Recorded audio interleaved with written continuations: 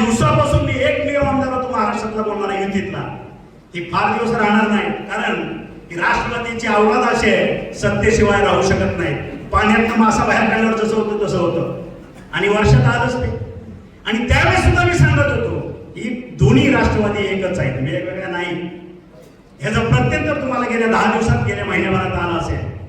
कुणाला पटवून ना पटवू, जी माझी मतं आहेत ती आहेत. आणि मग एवढा आकाश कशासाठी? कुणाचं हिंदुत्व स्वीकारलं का? ते स्वीकारलं का समोरच्याने हिंदुत्व? ज्या पद्धतीने आपल्या मांडीला उभं असतात, आपली तत्व, आपली पक्षाची देहधोरण, युतीची देहधोरण त्यांना मान्य आहेत का? मग का आमच्या बोडक्यावर कशासाठी तुम्ही त्यांना आमच्या ह्याच्यावर तर लागताय? गरज होती का? गरज नसताना तुम्ही घेतलेलं आहे, हे आम्हाला मान्य नाही. जे असेल ते आपण आपल्या भागातले आपले किल्ले शाबूत ठेवण्याचा प्रयत्न करू.